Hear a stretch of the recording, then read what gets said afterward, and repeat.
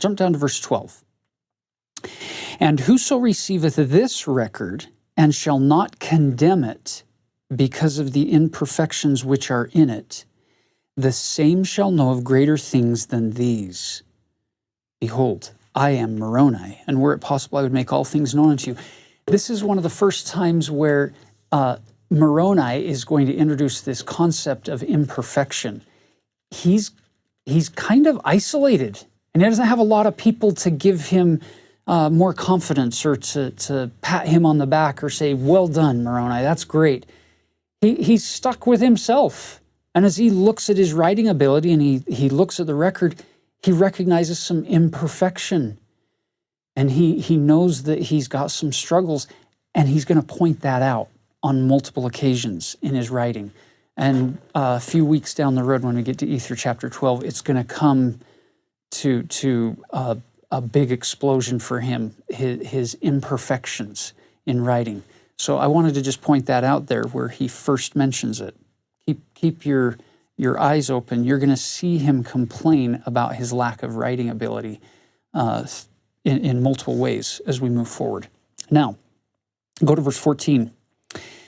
I am the same who hideth up this record unto the Lord. The plates thereof are of no worth because of the commandment of the Lord.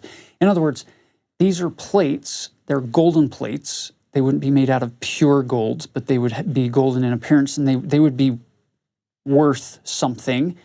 But Moroni is saying, no, the plates themselves are worth nothing because of the commandment of the Lord. For he truly said that no one shall have them to get gain. But the record thereof is of great worth, and whoso shall bring it to light, him will the Lord bless. Brothers and sisters, the plates themselves, golden plates, aren't worth anything, according to Moroni. But what's on the plates, now that's worth something. There's another principle for us in the latter days. We can look at our life and all of the trimmings and trappings. They're of no worth, but the relationships and the connections with God and the truth that we seek and the things that we learn and the intelligence that we gain, that's eternally true. You can have all the gold in the world and enjoy it for a lifetime, but then be left with nothing for eternity. And Moroni is reminding us that the greatest power of the book is not its plates or the translation process or how we got it. It's the words, the record, the teachings, these connecting points with heaven. And if we miss that and spend all of our time looking at the peripheral elements, then we've totally missed the whole message of this book, which is at the core, bringing us to Christ. Then he speaks in verse 17 more about some mistakes. Look at this. If there be faults, they be the faults of a man. But behold, we know no fault. Nevertheless, God knoweth all things. Therefore, he that condemneth, let him be aware, lest he shall be in danger of hellfire. Moroni, looking down, seeing our day, he's going to see people condemning his book. And he's going to say, oh, you think you're so smart, do you? You're condemning the book because of a few flaws that you're going to find, or because of some what you perceive as inconsistencies, or things that haven't been yet revealed, and you think you've got it all figured out. And so you're going to reject the whole book because of what you claim is the truth that would totally paint the Book of Mormon as wrong or bad or in opposition to the Bible. He's saying, look at verse 18. He that saith, show unto me, or ye shall be smitten. Let him beware, lest he commandeth that which is forbidden of the Lord. For behold, the same that judgeth rashly shall be judged rashly again. There are people who would come to Joseph and demand a sign, or demand that he translate and prove you're a prophet. And then they would walk away saying, see, I told you he wasn't a prophet because he didn't do it. Totally forgetting the fact that the devil did that same thing to Jesus. Prove you're the Son of God. Turn those stones into bread. Then I'll believe you're really the Son of God. Translate this, Joseph. Then I'll believe that you're the prophet of God.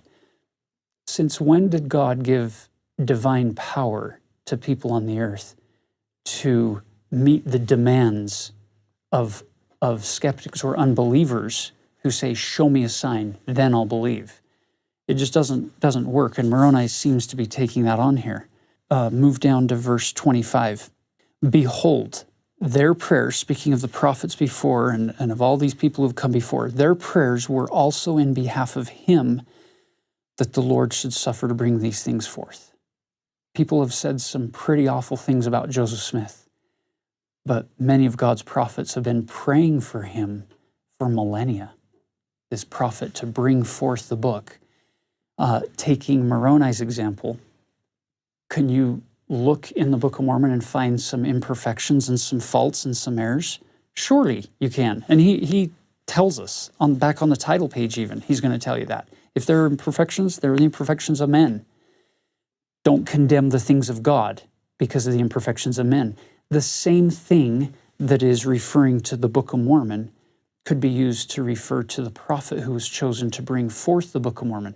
If there are imperfections in his life, which there surely were, because there's only ever been one perfect person that's lived on this earth, and so instead of looking at imperfections and trying to find faults and judging harshly, you'll look for the fruits, you'll look for the truth that flows through this instrument. And then you can really come to know how God is doing his work, not just through Joseph and the Book of Mormon, but then you can translate that same thing to your experiences looking in the mirror. You can say, I see imperfection. I see faults, but I'm not going to condemn what God, the good things that God has done in creating me and in giving me things to do because of my imperfections.